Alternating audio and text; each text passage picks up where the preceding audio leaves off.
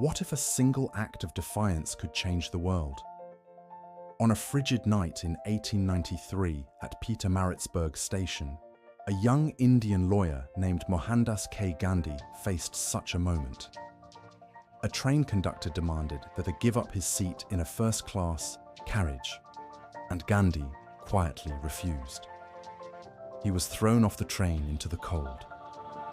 Alone on the wind-bitten platform, shivering under alien stars, Gandhi faced a simple choice: withdraw silently or ignite a spark of resistance. In that piercing silence, a silent revolution was born.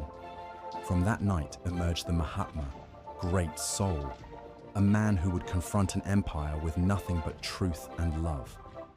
The humble barrister led India's fight for freedom with ahimsa, non-violent resistance, inspiring civil rights movements and champions of justice. His journey, from that cold station platform to the steps of a triumphant new nation, reminds us that even the gentlest soul can topple tyranny. Today, Gandhi's story matters more than ever. It shows that courage and compassion can conquer hatred, and that one person's quiet stand can light a beacon of freedom for use all. Mahatma Gandhi's transformation from a timid lawyer to the global icon of non-violent resistance began with a single act of defiance, refusing to leave a whites-only train carriage in South Africa. That moment of personal humiliation ignited a philosophy of satyagraha, truth force, that would topple empires without lifting a sword and inspire movements across continents. His life reminds us that courage and compassion can reshape history, offering a timeless lesson on the power of peaceful protest. What if one man's quiet refusal could shake an empire? On June 7, 1893, a 23-year-old Mohandas Karamchand Gandhi, newly arrived in South Africa, sat in a first-class railway compartment, legally entitled to his seat, only to be dragged off the train and shivering on the platform for daring to claim his rights. That bitter night of humiliation in Pietermaritzburg became his crucible, sparking a lifelong crusade for justice and non-violence. Today, we know him as Mahātmā, great soul, the man whose experiments with peaceful resistance inspired civil rights leaders from Martin Luther King Jr. to Nelson Mandela. His story matters now more than ever, showing that the truest power lies not in force, but in the courage to stand firm when the world demands you bow. Mohandas Karamchand Gandhi, born October 1869, 30th January 1948, was an Indian lawyer, anti-colonial, nationalist and political ethicist who employed non-violent resistance to lead the successful campaign for India's independence from British rule. He inspired movements for civil rights and freedom across the world. The honorific Mahātmā, from Sanskrit meaning great soul or venerable, first applied to him in South Africa in 1914, is now used throughout the world. Born and raised in a Hindu family in coastal Gujarat, Gandhi trained in the law at the Inner Temple in London and was called to the bar at the age of 22. After 2 uncertain years in India, where he was unable to start a successful law practice, Gandhi moved to South Africa in 1893 to represent an Indian merchant in a lawsuit. He went on to live in South Africa for 21 years. Here, Gandhi raised a family and first employed non-violent resistance in a campaign for civil rights. In 1915, aged 45, he returned to India and soon set about organizing peasants, farmers, and urban laborers to protest against discrimination and excessive land tax.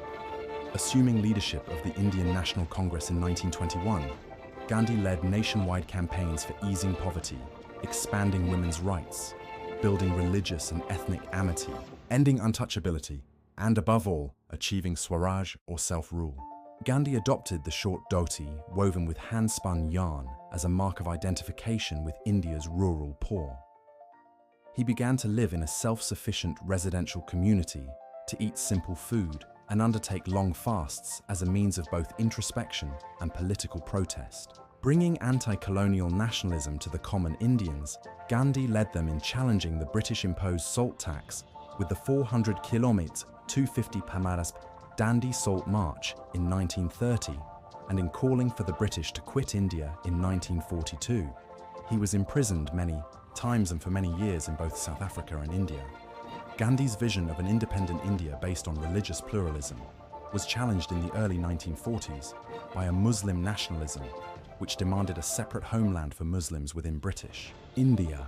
In August 1947, Britain granted independence, but the British Indian Empire was partitioned into two dominions, a Hindu-majority India and a Muslim-majority Pakistan.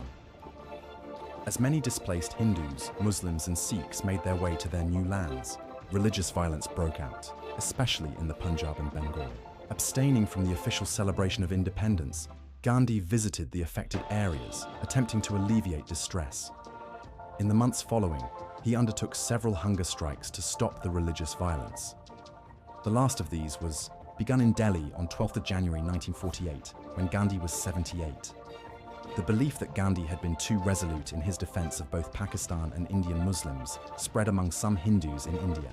Among these was Nathuram Godse, a militant Hindu nationalist from Pune, Western India, who assassinated Gandhi by firing 3 bullets into his chest at an interfaith prayer meeting in Delhi on 30th January 1948. Gandhi's birthday, 2nd October, is commemorated in India as Gandhi Jayanti, a national holiday, and worldwide as the International Day of Nonviolence. Gandhi is considered to be the father of the nation in post-colonial India. During India's nationalist movement, and in several decades immediately after, he was also commonly called Bapu, an endearment roughly meaning father. Early life and background. Parents. Gandhi's father, Karamchand Gandhi, 1822-1885, served as the Dewan, Chief Minister of Porbandar State. His family originated from the then village of Kutiana in what was then Junagadh State. Although Karamchand only had been a clerk in the state administration and had an elementary education, he proved a capable chief minister. During his tenure, Karamchand married 4 times. His first 2 wives died young, after each had given birth to a daughter, and his 3rd marriage was childless. In 1857, Karamchand sought his 3rd wife's permission to remarry. That year, he married Putlibai, 1844-1891, who also came from Junagadh and was from a Pranami Vaishnava family. Karamchand and Putlibai had 4 children, a son, Laxmidas, c.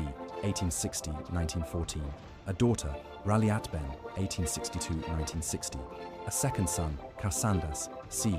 1866-1913, and a 3rd son, Mohandas Karamchand Gandhi, was born on 2nd October 1869 in Porbandar, also known as Sudamapuri, a coastal town on the Kathiawar Peninsula, and then part of the small princely state of Porbandar in the Kathiawar Agency of the British Raj. In 1874, Gandhi's father, Karamchand, left Porbandar for the small estate of Rajkot, where he became a councillor to its ruler, the Thakur Sahib. Though Rajkot was a less prestigious state than Porbandar, the British Regional Political Agency was located there, which gave the state's Diwan a measure of security.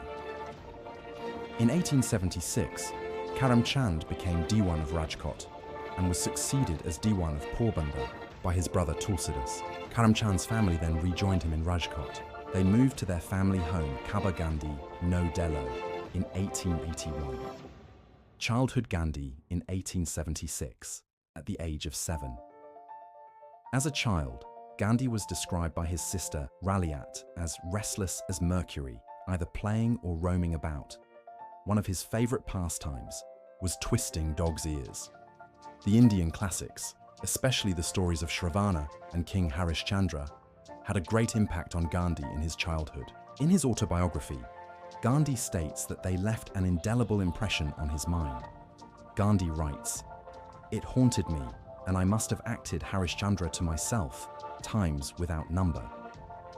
Gandhi's early self-identification with truth and love as supreme values is traceable to these epic characters. The family's religious background was eclectic. Mohandas was born into a Gujarati Hindu Modhbaniya family.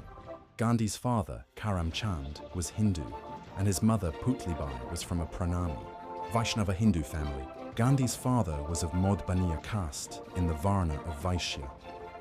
His mother came from the medieval Krishna Bhakti-based Pranami tradition, whose religious texts include the Bhagavad Gita, the Bhagavata Purana, and a collection of 14 texts with teachings that the tradition believes to include the essence of the Vedas, the Quran, and the Bible. Gandhi was deeply influenced by his mother, an extremely pious lady who would not think of taking her meals without her daily prayers. She would take the hardest vows and keep them without flinching. To keep 2 or 3 consecutive fasts was nothing to her. At the age of 9, Gandhi entered the local school in Rajkot near his home. There, he studied the rudiments of arithmetic, history, the Gujarati language, and geography. At the age of 11, Gandhi joined the high school in Rajkot, Alfred High School. He was an average student, won some prizes, but was a shy and tongue-tied student with no interest in games. Gandhi's only companions were books and school lessons.